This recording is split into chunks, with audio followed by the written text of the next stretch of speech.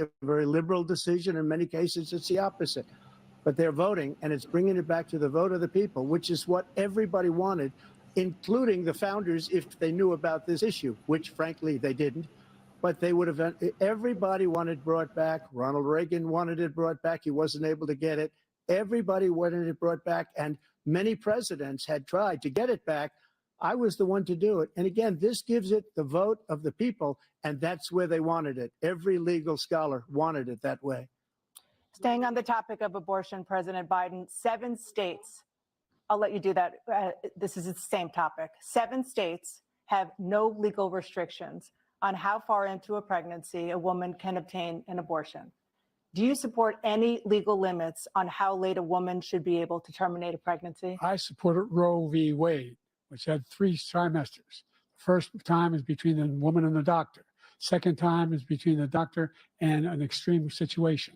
The third time is between the doctor, between the woman and the state. The idea that the politicians, that the founders wanted the politicians to be the ones making decisions about women's health is ridiculous. That's the last. No politician should be making that decision. A doctor should be making those decisions. That's how it should be run. That's what you're going to do. And if I'm elected, I'm going to restore Roe v. Wade. So that means he can take the life of the baby in the 9th month and even after birth, because some states, Democrat run, take it after birth. Again, the former governor of Virginia, put the baby down, then we decide what to do with it. So he's willing to, as we say, rip the baby out of the womb in the 9th month and kill the baby. Nobody wants that to happen, Democrat or Republican. Nobody wants it to happen. That is simply not true. The Roe v. Wade does not provide for that.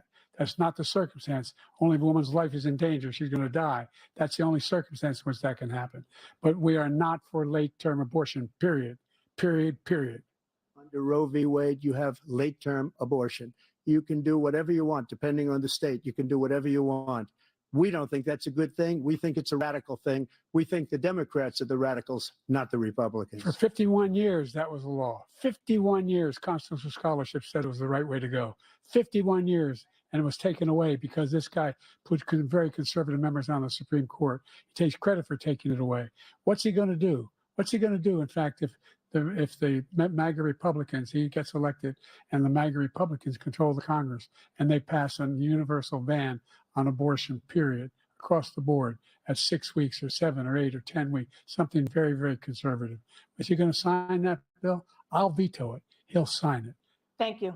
Let's turn now to the issue of immigration and border security. President Biden, a record number of migrants have illegally crossed the southern border on your watch. Overwhelming border states and overburdening cities such as New York and Chicago, and in some cases causing real safety and security concerns. Given that, why should voters trust you to solve this crisis? Because we worked very hard to get a bipartisan agreement that not only changed all of that, it made sure that we are in a situation where you had no circumstance where they could come across the border with the number of border police there are now. We significantly increased the number of asylum officers. Significantly, by the way, the Border Patrol endorsed my position. In addition to that, we found ourselves in a situation where when he was president, he was separating babies from their mothers, putting them in cages, making sure the families were separated. That's not the right way to go. What I've done since I've changed the law, what's happened? I've changed it in a way that now you're in a situation where there are 40% fewer people coming across the border legally. That's better than when he left office. And I'm going to continue to move until we get the total ban on the total initiative relative to what we're going to do with more Border Patrol and more asylum officers. President Trump? I really don't know what he said at the end of that sentence. I don't think he knows what he said either. Look, we had the safest border in the history of our country. The border, all he had to do was leave it. All he had to do was leave it. He decided to open up our border, open up our country to people that are from prisons, people that are from mental institutions, insane asylum, terrorists. We have the largest number of terrorists coming into our country right now, all terrorists, all over the world, not just in South America, all over the world. They come from the Middle East, everywhere, all over the world, they're pouring in. And this guy just left it open. And he didn't need legislation because I didn't have legislation. I said, close the border. We had the safest border in history. In that final couple of months of my presidency, We had, according to Border Patrol, who is great, and by the way, who endorsed me for president, but I won't say that, but they endorsed me for president. Brandon, just speak to him. But look, we had the safest border in history. Now we have the worst border in history. There's never been anything like it. And people are dying all over the place, including the people that are coming up in Thank you, caravans. President Trump. President Biden? The only terrorist who's done anything crossing the border is one who came along and killed three, under his administration, killed an Al-Qaeda person come in his administration, killed three American soldiers. That's the only terrorist that's there. I'm not saying that no terrorist ever got through, but the idea they're emptying their prisons, we're welcoming these people, that's simply not true. There's no data to support what he said. Once again, he's exaggerating, he's lying. President Trump, staying on the topic of immigration, you've said that you're going to carry out, quote, the largest domestic deportation operation in American history, unquote. Does that mean that you will deport every undocumented immigrant in America, including those who have jobs, including those whose spouses are citizens, and including those who have lived here for decades? And if so, how will you do it? Just 1 second. He said we killed 3 people. The people we killed are al-Baghdadi and Soleimani, the 2 greatest terrorists, biggest terrorists anywhere in the world. And it had a huge impact on everything, not just border, on everything. He's the one that killed people with the bad water, including hundreds of thousands of people dying and also killing our citizens when they come in. We are living right now in a rat's nest. They're killing our people in New York, in California, in every state in the union, because we don't have borders anymore. Every state is now a border. And because of his ridiculous, insane, and very stupid policies, people are coming in and they're killing our citizens at a level that we've never seen. We call it migrant crime. I call it Biden migrant crime. They're killing our citizens at a level that we've never seen before. And you're reading it like these 3 incredible young girls over the last few days. One of them, I just spoke to the mother, and he just had the funeral for this girl, 12 years old. This is horrible what's taken place. What's taken place in our country, we're literally an uncivilized country now. He doesn't want it to be. He just doesn't know. He opened the borders. Nobody's ever seen anything like. And we have to get a lot of these people out, and we have to get them out fast, because they're going to destroy our country. Just take a look at where they're living. They're living in luxury hotels in New York City and other places. Our veterans are on the street. They're dying because he doesn't care about our veterans. He doesn't care. He doesn't like the military at all. And he doesn't care about our veterans. Nobody been worse. I had the highest approval rating for veterans taking care of the VA. He has the worst. He's gotten rid of all the things that I approved. Choice that I got through Congress, all of the different things I approved, they abandoned. We had by far the highest, and now it's down in less than half, because he's done all these great things that we did. And I think he did it just because I approved it, which is crazy. But he has killed so many people at our border by allowing all of these people to come in. And it's a very sad day in America. President Biden, you have the mic. Every single thing he said is a lie.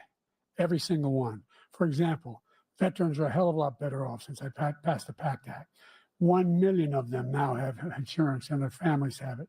Their families have it because what happened, whether it was Agent Orange or burn pits, they're all being covered now.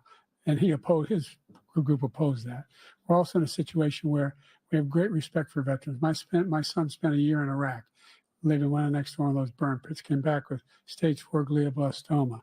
I was recently in France for D-Day, and I spoke all about those heroes that died.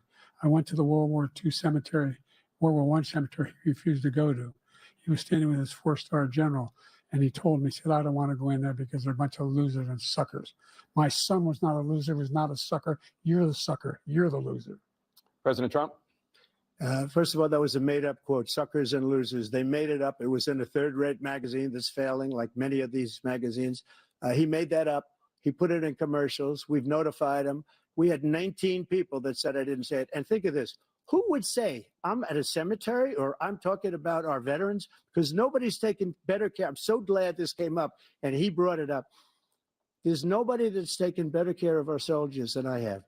To think that I would, in front of generals and others, say suckers and losers. We have 19 people that said it was never said by me.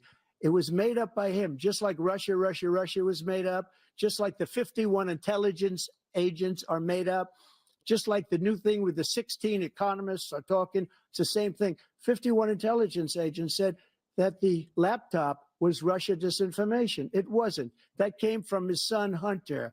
It wasn't Russia disinformation. He made up the suckers and losers, so he should apologize to me right now. 4-star general standing to your side who was on your staff who said you said it, period. That's number one. And number two, the idea that I have to apologize to you for anything along the line. We've done more for veterans than any president has in American history. And they now are in their family. The only sacred obligation we have as a country is to care for our veterans when they come home and their families and equip them when they go to war. That's what we're doing. That's what the VA is doing now. They're doing more for veterans than ever before in our history. All right, thank you so much. Let's move to the topic of foreign policy. I want to begin with Russia's war against Ukraine, which is now in its third year. Former President Trump, Russian President Vladimir Putin says he'll only end this war if Russia keeps the Ukrainian territory it has already claimed and Ukraine abandons its bid to join NATO. Are Putin's terms acceptable to you? First of all, our veterans and our soldiers can't stand this guy. They can't stand him. They think he's the worst commander-in-chief, if that's what you call him, that we've ever had. They can't stand him. So let's get that straight. And they like me more than just about any of them. And that's based on every single bit of information. As far as Russia and Ukraine, if we had a real president, the president that knew, that was respected by Putin, he would have never invaded Ukraine. A lot of people are dead right now, much more than people know. You know, they talk about numbers. You can double those numbers, maybe triple those numbers. He did nothing to stop it. In fact, I think he encouraged Russia from going in. I'll tell you what happened. He was so bad with Afghanistan. It was such a horrible embarrassment, most embarrassing moment in the history of our country, that when Putin watched that and he saw the incompetence, that he should have fired those generals, like I fired the one that you mentioned. And so he's got no love lost, but he should have fired those generals. No general got fired for the most embarrassing moment in the history of our country, Afghanistan, where we left billions of dollars of equipment behind. We lost 13 beautiful soldiers, and 38 soldiers were obliterated. And by the way, we left people behind too. We left American citizens behind. When Putin saw that, he said, you know what? I think we're going to go in and maybe take this was his dream. I talked to him about it, his dream. The difference is he never would have invaded Ukraine, never. Just like Israel would have never been invaded in a million years by Hamas. You know why? Because Iran was broke with me. I wouldn't let anybody do business with them. They ran out of money. They were broke. They had no money for Hamas. They had no money for anything, no money for terror. That's why you had no terror at all during my administration. This place, the whole world is blowing up under him. President Biden? I've never heard so much malarkey in my whole life. Look, the fact of the matter is that we're in a situation where, let's take the last point first. Iran attacked American troops, caused brain damage for a number of these troops, and he did nothing about it. Recently, not when he was president. They attacked. He said they're just having headaches. That's all it is. He didn't do a thing when the attack took place, number one. Number two, we got over 100,000 Americans and others out of Afghanistan during that airlift. Number three, we found ourselves in a situation where, if you take a look at what Trump did in Ukraine, this guy told Trump, do whatever you want, do whatever you want. And that's exactly what Trump did to Putin, encourage him, do whatever you want. And he went in. And listen to what he said when he went in. He was going to take Kyiv in 5 days, remember? Because it's part of the old Soviet Union. That's what he wanted to reestablish, Kyiv. And he, in fact, didn't do it at all. He wasn't able to get it done. And they've lost thousands and thousands of troops, 500,000 troops. President Trump, I never come back said to you that. For 1 minute, I just want to go back to my original question, which is, are Putin's terms acceptable to you? Keeping the territory in Ukraine? No, they're not acceptable. But look, this is a war that never should have started. If we had a leader in this war, he led everybody along. He's given $200 billion now or more to Ukraine. He's given $200 billion. That's a lot of money. I don't think there's ever been anything like it. Every time that Zelensky comes to this country, he walks away with $60 billion. He's the greatest salesman ever. And I'm not knocking him. I'm not knocking anything. I'm only saying the money that we're spending on this war, and we shouldn't be spending, it should have never happened. I will have that war settled between Putin and Zelensky as president-elect before I take office on January 20th. I'll have that war settled. People being killed so needlessly, so stupidly, and I will get it settled, and I'll get it settled fast before I take office. President Biden, you have a minute. The fact is that Putin is a war criminal. He's killed thousands and thousands of people. And he has made one thing clear. He wants to reestablish what was part of the Soviet Empire, not just a piece. He wants all of Ukraine. That's what he wants. And then you think he'll stop there? Do you think he'll stop when if he takes Ukraine? What do you think happens to Poland? What do you think of Belarus? What do you think happens to those NATO countries?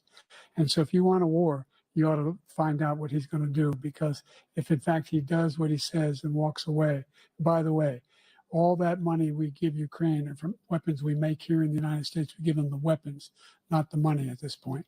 And our NATO allies have produced as much funding for Ukraine as we have.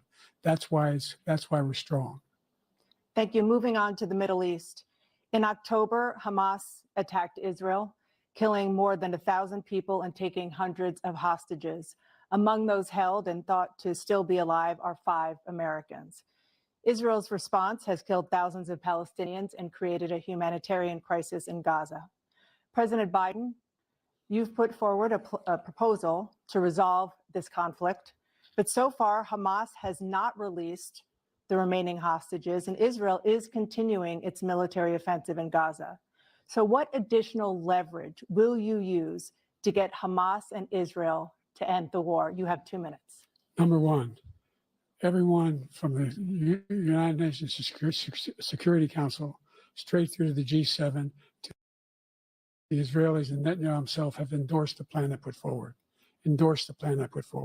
which has 3 stages to it. The first stage is trade the hostages for a ceasefire. Second phase is a ceasefire with additional conditions. The third phase is the end of the war. The only one who wants the war to continue is Hamas. Number one, they're the only ones standing out. We're still pushing hard to get them to accept. In the meantime, what's happened? In Israel, we're finding that the only thing I've denied Israel was 2,000-pound bombs. They don't work very well in populated areas. They kill a lot of innocent people. We're providing Israel with all the weapons they need and when they need them. And by the way, I'm the guy that organized the world against Iran when they had a full-blown intercontinental ballistic missile attack on Israel. No one was hurt.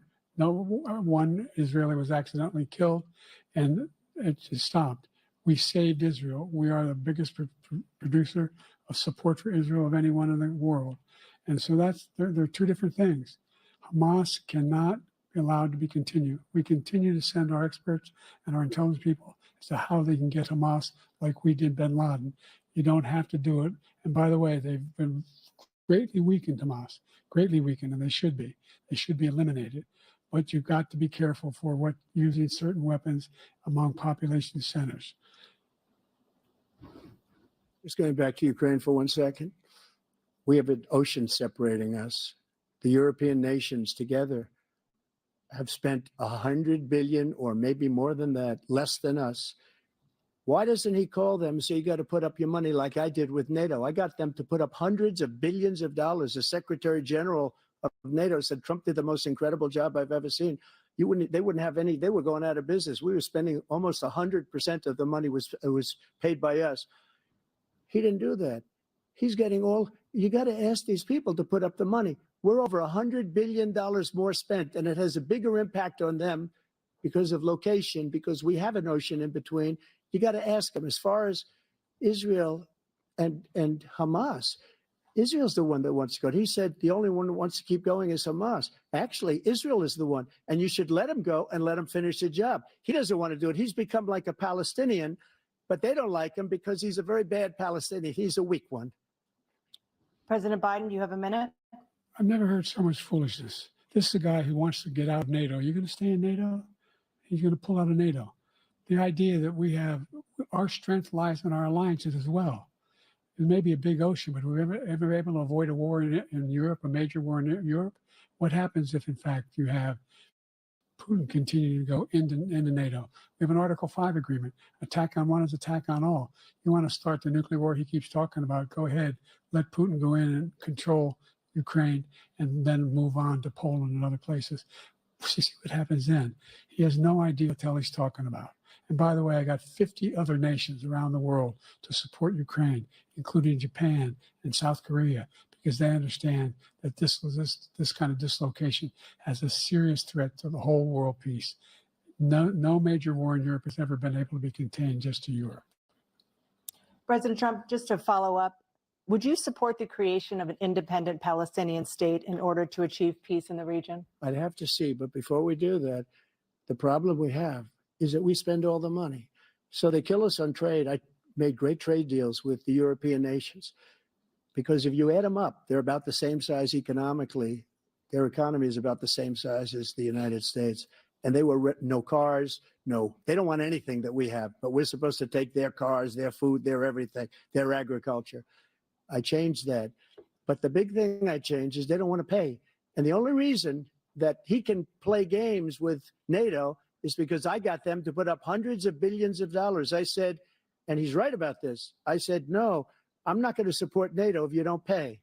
They asked me that question, would you guard us against Russia at a very secret meeting of the 28 states at that time, nations at that time? And they said, no, if you don't pay, I won't do that. And you know what happened? Billions and billions of dollars came flowing in the next day and the next months. But now we're in the same position. We're paying everybody's bills. Let's turn to the issue of democracy. Former President Trump, I want to ask you about January 6, 2021. After you rallied your supporters that day, some of them stormed the Capitol to stop the constitutionally mandated counting of electoral votes. As president, you swore an oath to, quote, preserve, protect, and defend, unquote, the Constitution. What do you say to voters who believe that you violated that oath through your actions and inaction on January 6th and worry that you'll do it again? Well, I don't think too many believe that. And let me tell you about January 6th. On January 6th, we had a great border. Nobody coming through, very few. On January 6th, we were energy independent. On January 6th, we had the lowest taxes ever. We had the lowest regulations ever. On January 6th, we were respected all over the world. All over the world, we were respected. And then he comes in, and we're now laughed at. We're like a bunch of stupid people. What happened to the United States' reputation under this man's leadership is horrible, including weaponization, which I'm sure at some point you'll be talking about, where he goes after his political opponent because he can't beat him fair and square. You have 80 seconds left. My question was, what do you say to those voters who believe that you violated your constitutional oath through your actions and inaction on January 6, 2021, and worry that you'll do it again? Well, I didn't say that to anybody. I said peacefully and patriotically.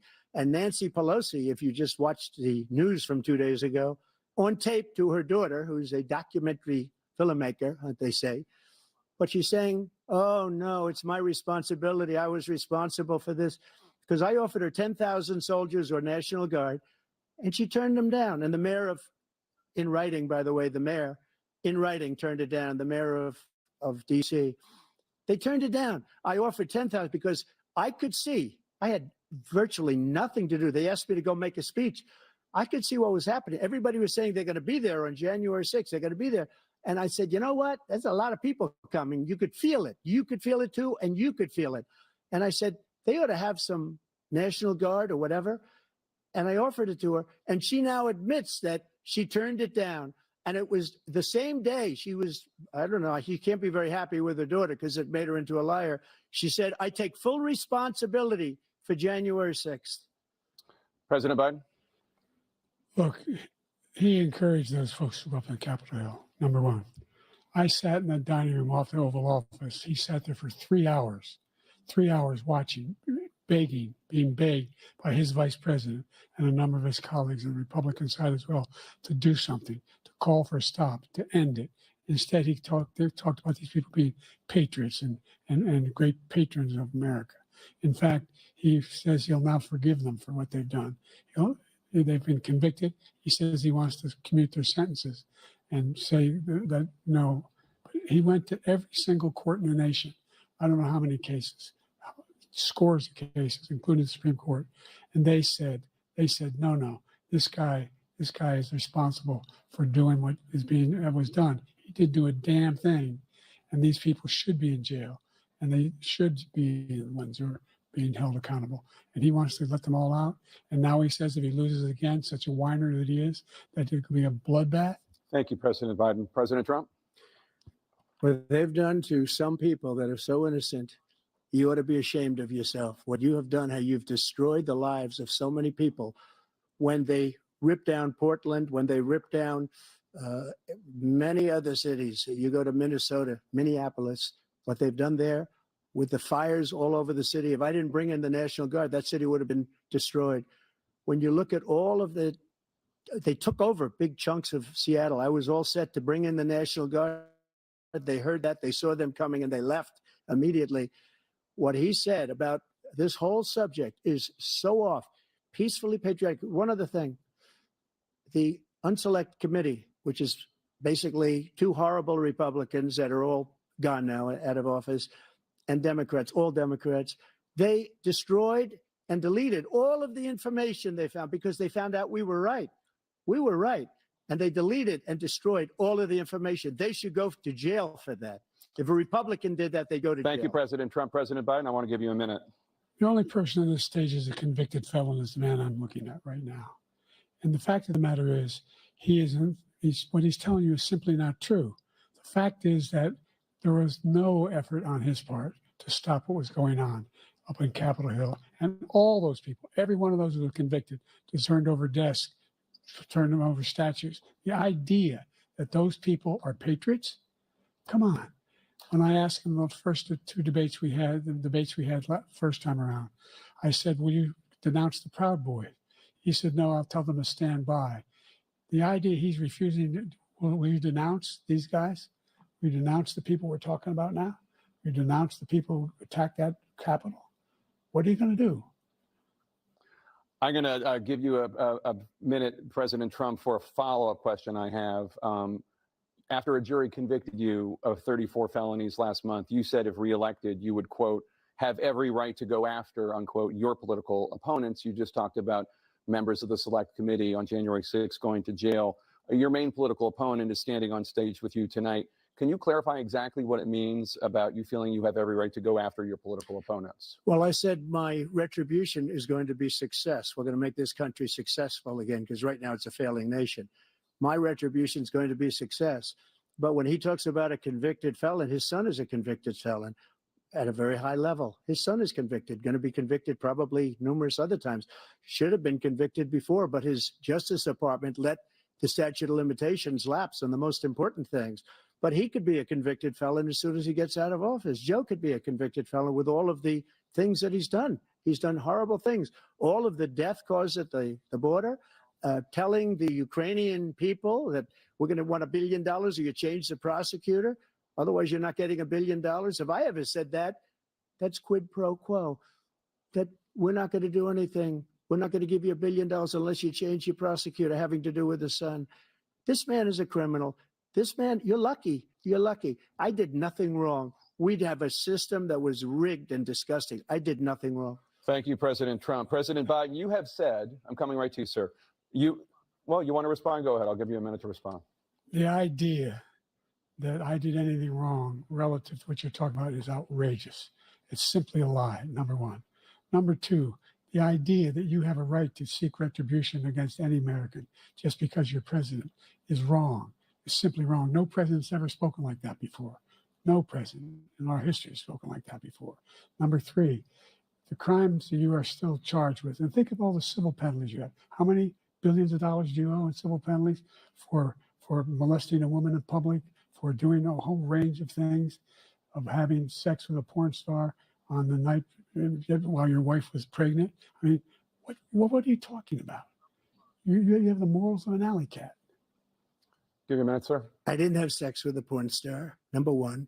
Number two, that was a case that was started and moved. They moved a high-ranking official, a DOJ, into the Manhattan DA's office to start that case.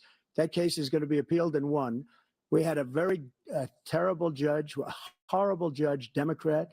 The prosecutor were all high-ranking Democrats, appointed people, and both the civil and the criminal.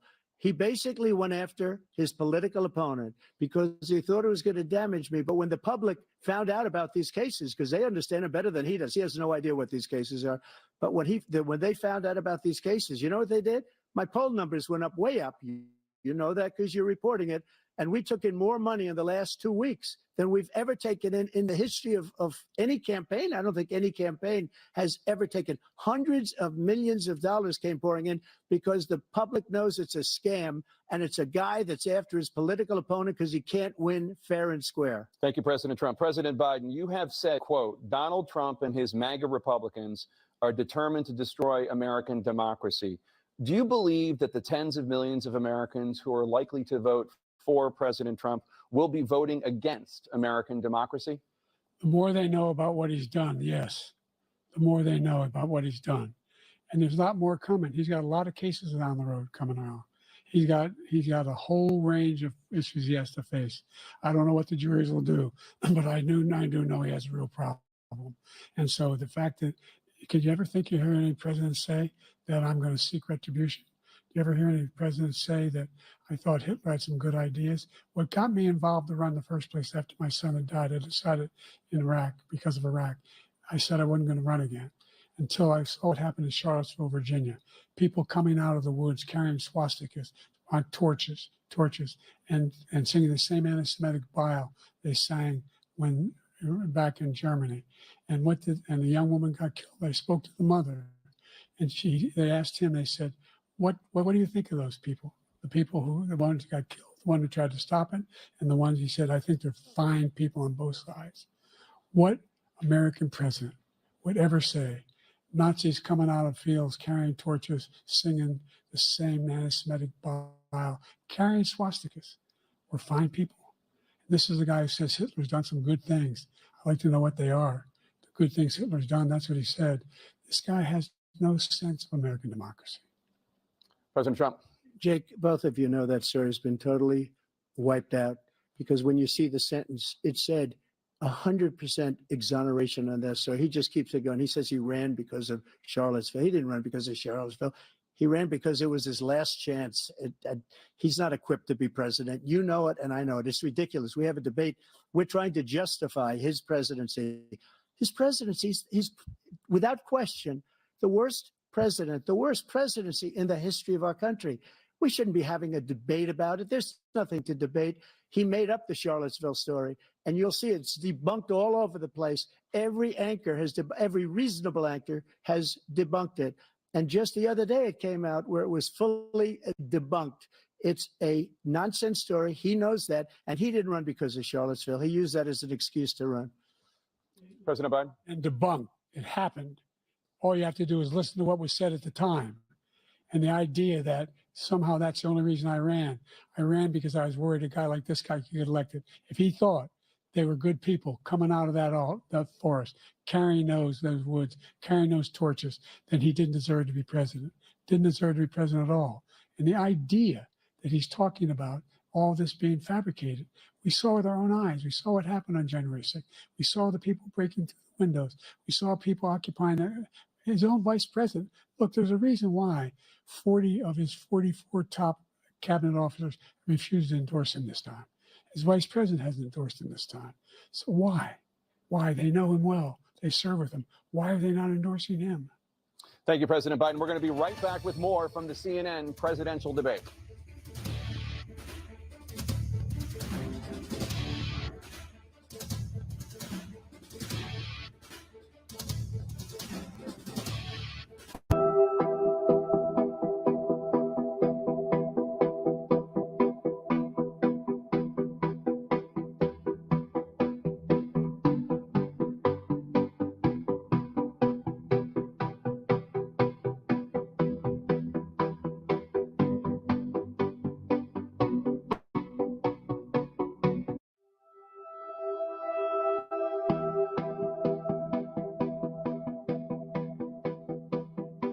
Get your copy of Fire.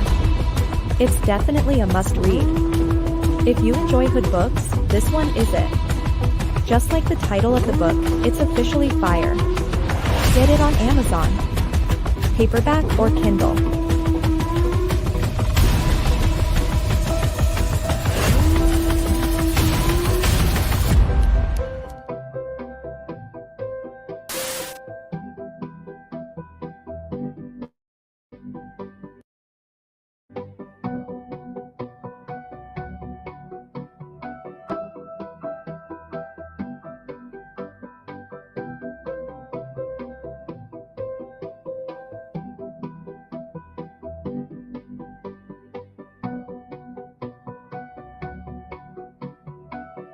The once goal-driven, ambitious Sapphire turns to the street life after the sudden death of her big brother Dre.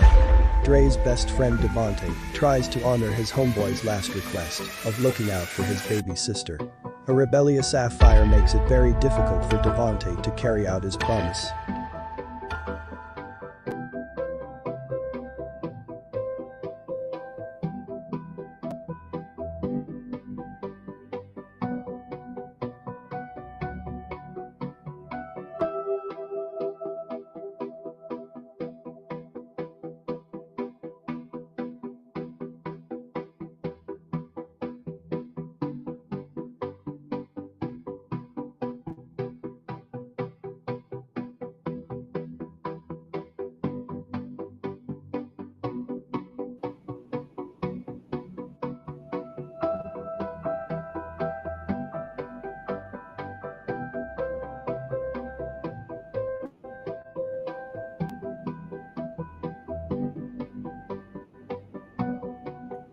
These are the choices that we have.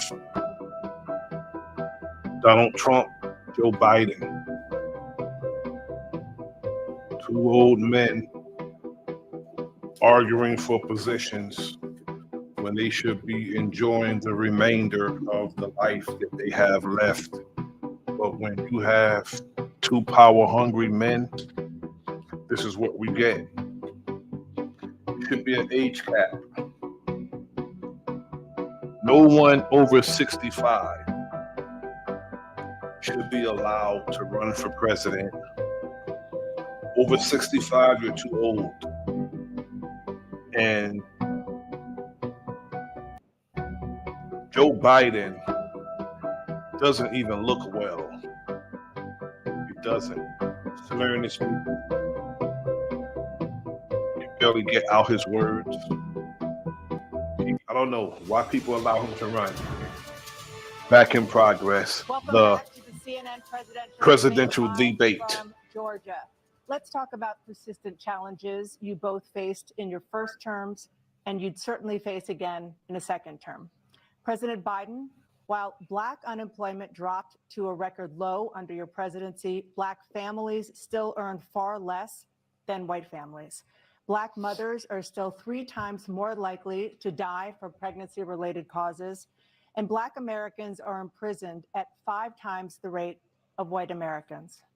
What do you say to Black voters who are disappointed that you haven't made more progress? They acknowledge you made a lot of progress, number one. The fact of the matter is there are more small Black businesses that have been started than any time in history. Number two, the wages of Black unemployment is the lowest level it's been in a long, long time. Number three, we're trying to provide housing for Black Americans and dealing with the segregation that exists among these corporations that collude to keep people out of their houses. And in addition to that, we find that the impact on the choice that Black families have to make relative to childcare is incredibly difficult. When we did the first major piece of legislation in the past, I was able to reduce Black childcare costs. I cut them in half. We got to make sure we provide for childcare costs. We got to make sure because when you provide those childcare protections, you increase economic growth because more people can be in the job market. So there's more to be done, considerably more to be done. But we've done a great deal so far, and I'm not letting up, and they know it. You have 49 seconds left. What do you say to Black voters who are disappointed with the progress so far? I say I don't blame them for being disappointed. Inflation is still hurting them badly. For example, I provided for the idea that any Black family first-time home buyer should get a $10,000 tax credit to be able to buy their first home so they can get started. I made sure that we're in a situation where all those Black families and those Black individuals who provided had to take out student loans that were ballooning, that if they were engaged in nursing, doctor, and anything having to do with volunteerism, if they paid their bills for 10 years on their student debt, all the rest was forgiven after 10 years. Millions have benefited from that. And we're going to do a whole lot more for Black families. Thank you, President Trump. And he caused the inflation. He's blaming inflation And he's right, it's been very bad. He caused the inflation, and it's killing black families and Hispanic families and just about everybody. It's killing people. They can't buy groceries anymore. They can't. You look at the cost of food where it's doubled and tripled and quadrupled. They can't live. They're not living anymore. He caused this inflation. I gave him a country with essentially no inflation. It was perfect. It was so good. All he had to do is leave it alone. He destroyed it with his Green New scam and all this money that's being thrown out the window. He caused inflation. As sure as you're sitting there, the fact is that his big kill on the black people is the millions of people that he's allowed to come in through the border. They're taking black jobs now, and it could be 18, it could be 19, and even 20 million people. They're taking black jobs, and they're taking Hispanic jobs, and you haven't seen it yet, but you're going to see something that's going to be the worst in our history. Thank you. President Biden? There was no inflation when I became president. You know why? The economy was flat on its back. 15% unemployment. He decimated the economy, absolutely decimated the economy. That's why there was no inflation at the time. There were no jobs. We provided thousands of millions of jobs for individuals who are in all communities, including minority communities. We made sure that they have health insurance. We have covered, if the ACA has increased, I made sure that they're $8,000 per person in a family to get written off for health care. But this guy wants to eliminate that. They've tried 50 times. He wants to get rid of the ACA again, and they're going to try again if they win. We find ourselves in a position where the idea that we're not doing any, we put more police on the street than any administration has. He wants to cut the cops. We're providing for equity and making sure people have a shot to make it. There's a lot going on, but in inflation, he caused it by his tremendous malfeasance in the way he handled the pandemic. Thank you. Another persistent challenge is the climate crisis. 2023 was the hottest year in recorded history, and communities across the country are confronting the devastating effects of extreme heat, intensifying wildfires, stronger hurricanes, and rising sea levels. Former President Trump, you've vowed to end your opponent's climate initiatives, but will you take any action as president to slow the climate crisis? Well, let me just go back to what he said about the police, how close the police are to him. Almost every police group in the nation from every state is supporting Donald J. Trump. Almost every police group. And what he's done to the black population is horrible, including the fact that for 10 years he called them super predators. We can't, in the 1990s, we can't forget that. Super predators was his name, and he called it to them for 10, and they've taken great offense at it, and now they see it happening. But when they see what I did for criminal justice reform and for the historically black colleges and universities, where I funded them and got them all funded, and the opportunity zones with Tim, as you know, Tim Scott was incredible. He did a great job, great senator from South Carolina. He came to me with the idea, and it was a great idea. It's one of the most successful economic development acts ever in the country, opportunity zones. And the biggest beneficiary are blacks. And that's why we have the best numbers with them in maybe ever. They're saying ever. I read this morning where ever, the best numbers. He's lost much of the black population because he's done a horrible job for black people. He's also done a horrible job for Hispanics. But wait till you see these millions of people pouring into our country, and they're going to take the jobs, and it's already started, and you haven't seen anything yet. It's a disaster. You 38 seconds left. President Trump, will you take any action as president to slow the climate crisis? So I want absolutely immaculate clean water, and I want absolutely clean air, and we had it. We had H2O. We had the best numbers ever, and we were using all forms of energy, all forms, everything. And yet, during my 4 years, I had the best environmental numbers ever. And my top environmental people gave me that statistic just before I walked on the stage, actually. I don't know where the hell he's been. The idea that anything he said is true. I've passed the most extensive climate change legislation in history. We find ourselves, and by the way, black colleges. I came up with $15 billion for HBCUs, historic black universities and colleges, because they don't have those. They don't have the kind of contributors that they have to build these laboratories and the like. Any black student is capable in college of doing any white student can do. They just don't have the money, but now they'll be able to get those jobs in high tech. We're in a situation where the idea that he is claiming to have done something that had the cleanest water, he hadn't done a damn thing for the environment. He pulled out of the Paris Peace Accord, Climate Accord. I immediately joined it because if we reach 1.5 degrees Celsius at any one point, there's no way back. The only existential threat to humanity is climate change. And he didn't do a damn thing about it. He must undo all that I've done. The Paris Accord was going to cost us $1 trillion, and China nothing, and Russia nothing, and India nothing. It was a ripoff of the United States. And I ended it because I didn't want to waste that money because they treat us horribly. We were the only ones. It was costing us money. Nobody else was paying into it. And it was a disaster. But everything that he said just now, I'll give you an example. I heard him say before insulin. I'm the one that got the insulin down for the seniors. I took care of the seniors. What he's doing is destroying all of our medical programs because the migrants coming in, they want everybody. And look, I have the biggest heart on the stage. I guarantee you that. And I want to take care of people. But we're destroying our country. They're taking over our schools, our hospitals, and they're going to be taking over Social Security. He is destroying Social Security, Medicare, and Medicaid. The idea is that we, in fact, we were the only ones of consequence who were not members of the Paris Accord. How can we do anything? We're not able to, the United States can't get its under control. One of the largest polluters in the world, number one. We're making significant progress. By 2035, we will have cut pollution in half. We have made significant progress, and we're continuing to make progress. We set up a climate corps for thousands of young people will learn how to deal with climate, just like the Peace Corps. And we're moving in directions that are going to significantly change the elements of cause of pollution.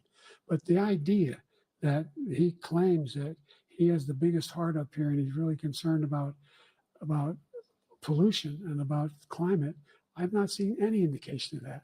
And by the way, with regard to prescription drugs, one company agreed that they would reduce the price to $35, which I was calling for, one, voluntarily.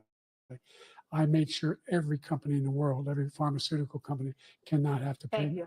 And by the way, so every day, millions of Americans struggle just to make ends meet. For many older Americans, Social Security provides a critical lifeline. President Biden, if nothing is done to Social Security, seniors will see their benefits cut in just over 10 years. Will you name tonight one specific step that you're willing to take to keep Social Security solvent? yes, make the very wealthy begin to pay their fair share. Right now, everybody making under $170,000 pays 6% of their income, of their paycheck, every single time they get a paycheck from the time the first one they get when they're 18 years old. The idea that they're gonna, I'm proposing that everybody, they pay, the millionaires pay 1%. So no one after, I would not raise the cost of Social Security for anybody under $400,000. After that, I began to make the wealthy begin to pay their fair share by increasing from 1% beyond to be able to guarantee the program for life. So you still have 82 seconds left. Are there any other measures that you think that would be able to help keep Social Security solvent, or is that one enough? Well, no, that one enough will keep it solvent. But the biggest thing I'll do if we defeat this man, because he wants to get rid of Social Security. He thinks there's plenty to cut in Social Security. He's wanting to cut Social Security and Medicare both times. And that's what. And if you look at the program put forward by the House Republican caucus that I believe supports, is in fact want to cut it as well. The idea that we don't need to protect our seniors is ridiculous. And by the way, the American public has greater health care coverage today than ever before. And on the ACA, as I said, you're in a circumstance where 400,000 people, 40 million people would not have insurance because they have a pre-existing condition. Only thing that allows them to have that insurance is the fact that they, in fact, are part of the ACA.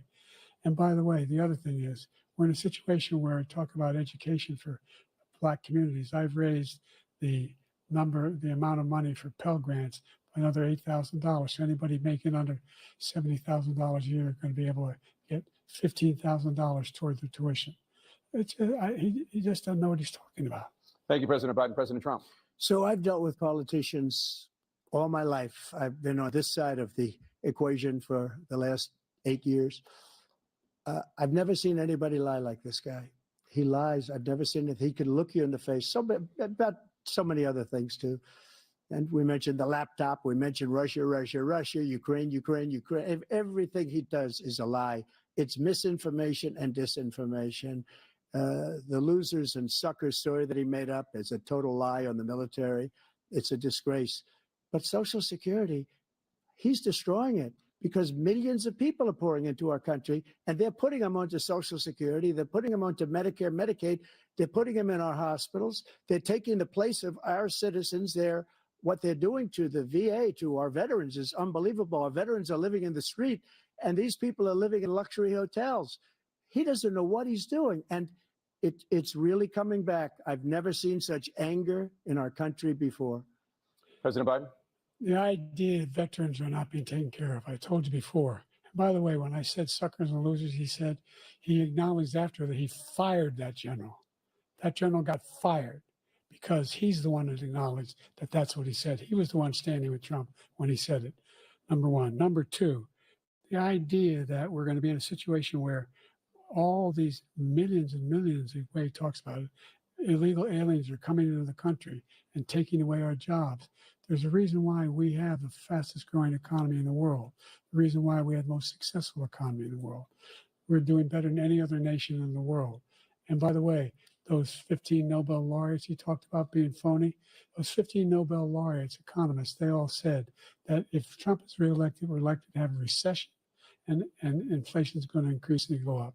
And by the way, worst president in history, 159 presidential scholars voted him the worst president in the history of the United States of America. President Biden, thank you so much. Let's turn to the cost of child care, which many American families struggle to afford. President Trump, both you and President Biden have tried to address this issue, but the average cost of child care in this country has risen to more than $11,000 a year per child. For many families, the cost of child care for 2 children is more than their rent. In your second term, what would you do to make child care more affordable? Just to go back, the general got fired because he was no good. And if he said that, that's why he made it up. But we have 19 people that said I didn't say it, and they're very highly elected, much more so than him. The other thing is he doesn't fire people. He never fired people. I've never seen him fire anybody. I did fire a lot. I fired Comey because he was no good. I fired a lot of the top people at the FBI, drained the swamp. They were no good. Not easy to fire people. You'd pay a price for it, but they were no good. I inherited these people. I didn't put him there. I didn't put Comey there. He was no good. I fired him. This guy hasn't fired anybody. He never fires. He should have fired every military man that was involved with that the Afghanistan horror show, the most embarrassing moment in the history of our country. He didn't fire. Did you fire anybody?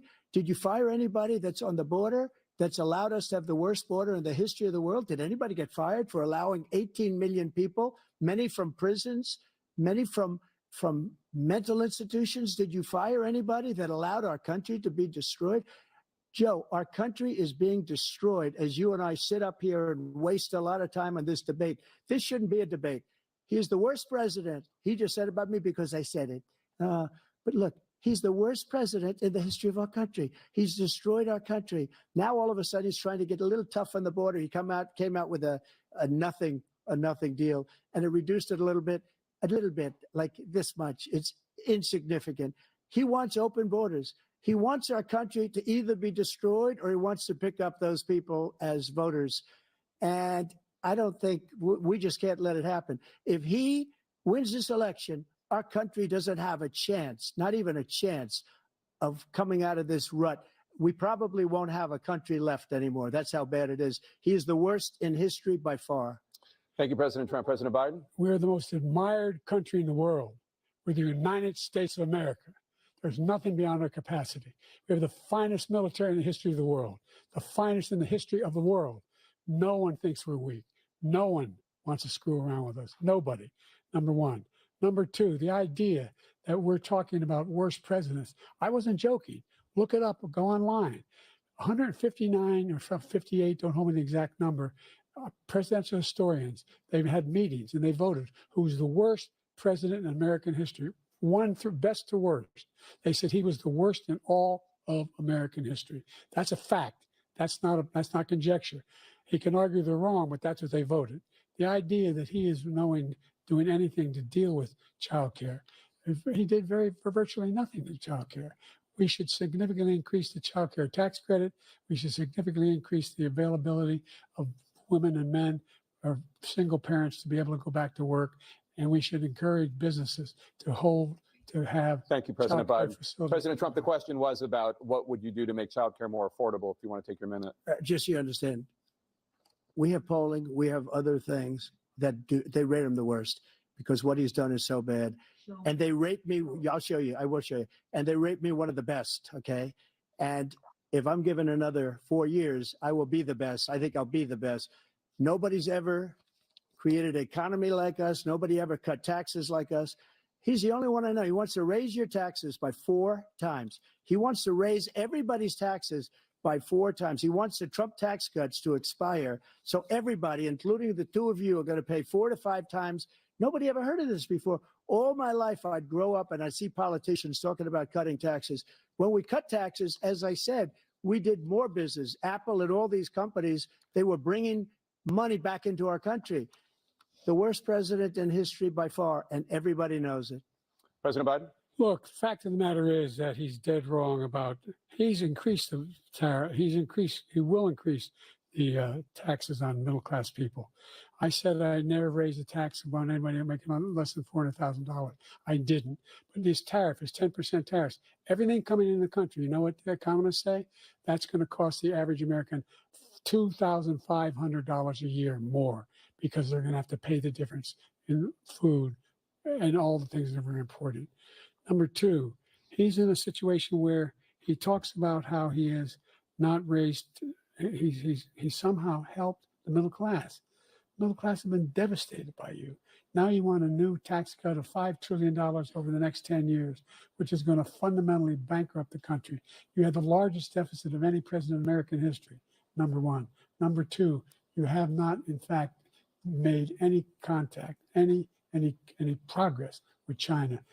We are at the lowest trade deficit with China since 2010. Thank you, President Biden. You lost. Thank you, President Biden. Let's discuss an epidemic impacting millions of Americans that both of you have made a top priority in your first term, the opioid crisis. And for both of you, the number of overdose deaths in this country has gone up. Under your term, it went up. Under your term, it has gone up. Former President Trump, despite the efforts that both of you have made, more than 100,000 Americans are dying from overdoses every year, primarily from fentanyl and other opioids. What will you do to help Americans right now in the throes of addiction who are struggling to get the treatment they need?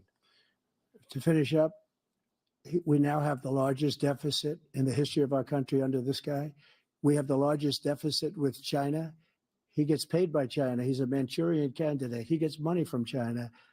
So I think he's afraid to deal with them or something. But do you notice he never took out my tariffs because we bring in so much money with the tariffs that I imposed on China. He never took them away. He can't because it's too much money. It's tremendous. And we saved our steel industries and there was more to come, but he hasn't done that. But he hasn't cut the tariffs because he can't, because it's too much money. But he's got the largest deficit in the history of our country, and he's got the worst situation with China. China's going to own us if you keep allowing them to do what they're doing to us as a country. They are killing us as a country, Joe, and you can't let that happen. You're destroying our country. So, President Trump, you have 67 seconds left. The question was, what are you going to do to help Americans in the throes of addiction right now who are struggling to get the treatment they need? Jake, we were doing very well at addiction until the COVID came along. We had the 2.5, almost 3 years of like nobody's ever had before, any country, in every way. And then we had to get tough. And it was the drugs pouring across the border it started to increase. We got great equipment. We bought the certain dog that's the most incredible thing that you've ever seen, the way they can spot it. We did a lot. And we were getting very low numbers, very, very low numbers. Then he came along. The numbers, have you seen the numbers now? It's not only the 18 million people that I believe is even low because the gotaways, they don't even talk about gotaways. but the numbers of the amount of drugs and human trafficking in women coming across our border, the worst thing I've ever seen, at numbers that nobody's ever seen under him because the border's so bad. But the number of drugs coming across our border now is the largest we've ever had by far. President Trump, thank you. President Biden? Fentanyl and the byproducts of fentanyl went down for a while. And I wanted to make sure we use the machinery that can detect fentanyl, these big machines that roll over everything that comes across the border. And it costs a lot of money. That was part of this deal we put together, this bipartisan deal. More fentanyl machines, more be able to detect drugs, more numbers of agents, more numbers of all the people at the border. And when we had that deal done, he called his Republican colleagues, said, don't do it. It's going to hurt me politically. No, he never argued it's not a good bill. It's a really good bill. We need those machines. We need those machines. And we're coming down very hard in every country in Asia in terms of precursors for fentanyl. And Mexico is working with us to make sure they don't have the technology to be able to put it together. That's what we have to do. We need those machines. Thank you, President Biden. President Trump, and again, the question is about Americans in the throes of addiction right now, struggling to get the treatment they need. Well, this does pertain to it. He ended Remain in Mexico. He ended catch and release. I made it catch and release in Mexico, not catch and release here. We had so many things that we had done, hard negotiations with Mexico, and I got it all for nothing. It's just like when you have a hostage, we always pay $6 billion for a hostage. Every time we say it's a hostage. Now we have a hostage, a Wall Street Journal reporter, I think a good guy, and he's over there because Putin is laughing at this guy, probably asking for billions of dollars for the reporter. I will have him out very quickly as soon as I take office. Before I take office, I said by literally as soon as I win the election, I will have that reporter out. He should have had him out a long time ago, but Putin's probably asking for billions and billions of dollars because this guy pays it every time. We had 2 cases where we paid $6 billion for 5 people. I got 58 people out and I paid essentially nothing. Thank you, President Trump. Dana? Let's turn to concerns that voters have about each of you. President Biden, you would be 86 at the end of your 2nd term. How do you address concerns about your capability to handle the toughest job in the world well into your 80s? Well, first of all, I spent half my career being criticized, being the youngest person in politics. I was the 2nd youngest person ever elected to the United States Senate, and now I'm the oldest. This guy's 3 years younger and a lot less competent.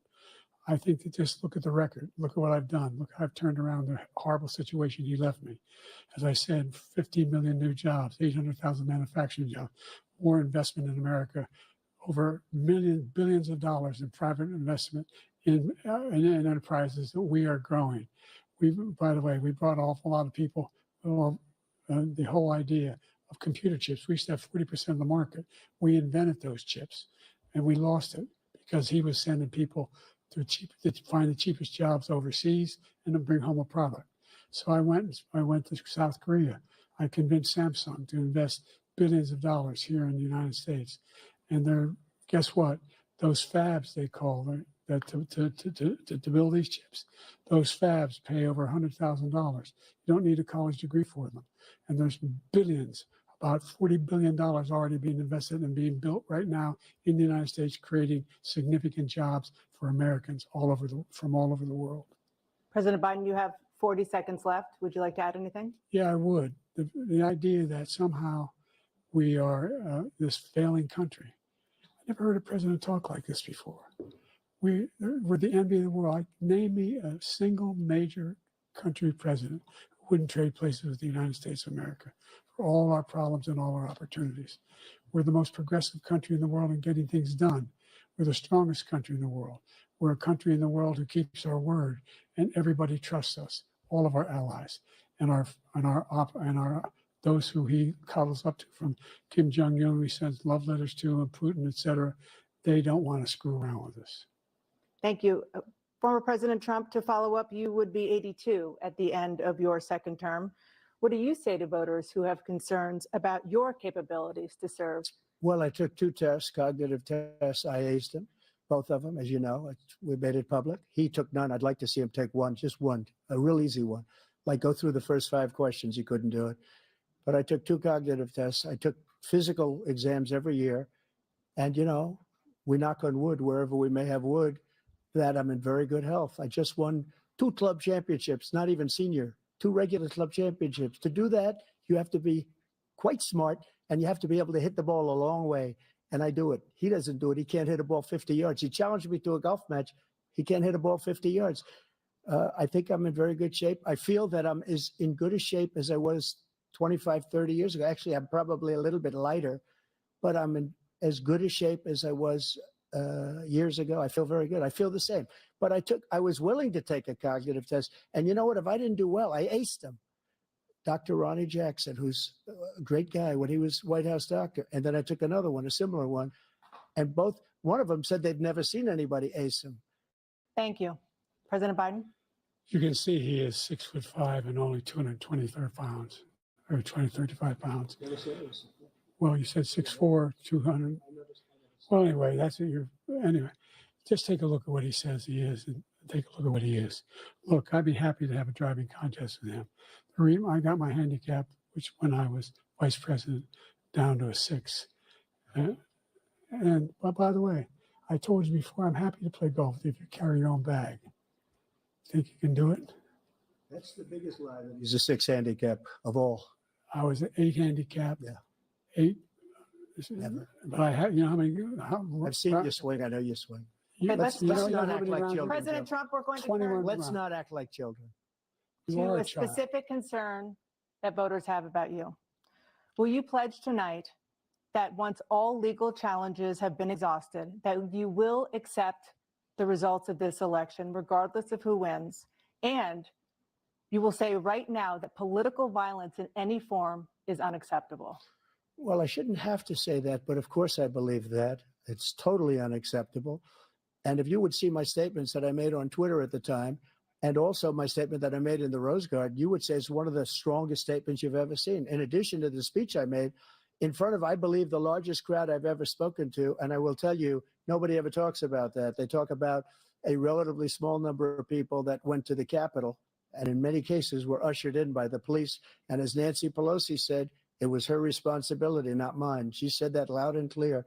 But the answer is, if the election is fair, free, and I want that more than anybody. And I'll tell you something. I wish he was a great president, because I wouldn't be here right now. I'd be at one of my many places enjoying myself. I wouldn't be under indictment because I wouldn't have been his political opponent, because he indicted me because I was his opponent. I wish he was a great president. I would rather have that. I wouldn't be here. I don't mind being here. But the only reason I'm here is he's so bad as a president that I'm going to make America great again. We're going to make America great again. We're a failing nation right now. We're a seriously failing nation. And we're a failing nation because of him. His policies are so bad. His military policies are insane. They're insane. These are wars that will never end with him. He will drive us into World War III, and we're closer to World War III than anybody can imagine. We are very, very close to World War III, and he's driving us there. And Kim Jong-un and President Xi of China, Kim Jong-un of North Korea, all of these, Putin, they don't respect him. They don't fear him. They have nothing going with this gentleman, and he's going to drive us into World War III. You want a World War III, let him follow and win, and let Putin say, do what you want in NATO. Just do what you want. There's a thing called Article 5. An attack on one is an attack on all, and required response. The idea, I can't think of a single major leader in the world who wouldn't trade places with the job I've done and what they've done. Because we are a powerful nation. We have wonderful people. It's because of the people, not me. It's because of the American people. They're capable of anything, and they step up when they're needed. And right now, we're needed.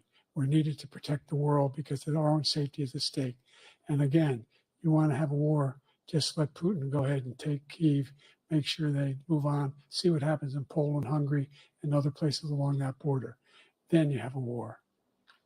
President Trump, as I come back to you for a follow-up, the question was, will you accept the results of this election, regardless of who wins? Just to finish what he said, if I might, Russia, they took a lot of land from Bush. They took a lot of land from Obama and Biden.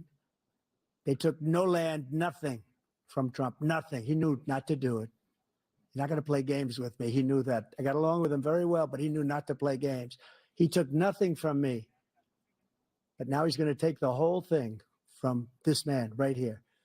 That's a war that should have never started. It would have never started ever with me. And he's going to take Ukraine. And, you know, you asked me a question before, would you do this? He's got us in such a bad position right now with Ukraine and Russia, because Ukraine's not winning that war. He said, I will never settle until such time. They're running out of people. They're running out of soldiers. They've lost so many people. It's so sad. They've lost so many people, and they've lost those gorgeous cities with the golden domes that are 1,000 years old, all because of him and stupid decisions. Russia would have never attacked if I were President Trump, president. the question was, will you accept the results of the election, regardless of who wins? Yes or no, please. If it's a fair and legal and good election, absolutely. I would have much rather accepted these, but the fraud and everything else was ridiculous. And if you want, we'll have a news conference on it in a week, or we'll have another one of these in a week. But I will absolutely, there's nothing I'd rather do. It would be much easier for me to do that than I'm running again. I wasn't really going to run until I saw the horrible job he did. He's destroying our country. I would be very happy to be someplace else, in a nice location someplace. And again, no indictments, no political opponent stuff, because it's the only way he thinks he can win. But unfortunately, it's driven up my numbers and driven them up to a very high level because the people understand it. Let's see what your numbers are when this election is over. Let's see. You're a whiner. When you lost the first time, you continued, you appealed and appealed to courts all across the country. Not one single court in America said any of your claims had any merit, state or local, none. But you continue to provoke this lie about somehow there's all this misrepresentation, all this fraud. There's no evidence of that at all. And I tell you what, I doubt whether you'll accept it because you're such a whiner. The idea, if you lose again, you accept the way it is, it's not time lost. Something snapped you when you lost last time. We'll be right back with more of the CNN presidential debate live from Georgia.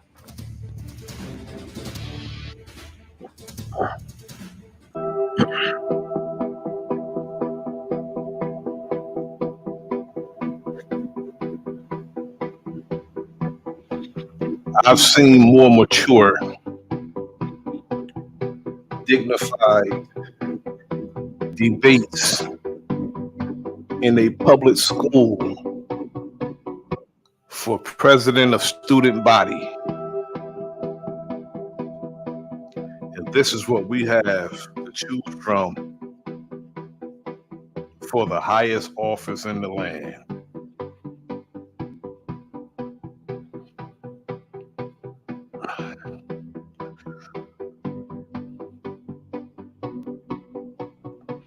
This is our choices.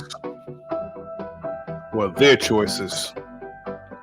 No way in hell am I getting up on a rainy ass November day, because it's always raining on election day.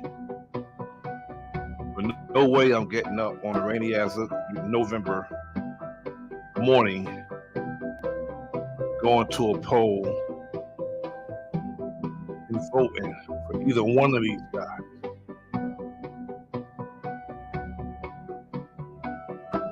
I will encourage our people to stay home and don't allow entertainers, athletes, comedians, rappers, anybody who they feel or they think influence us, try to convince us to go into some poll and voting for either one of these guys. You got a choice between a demon and a damn warlock. You're still getting evil.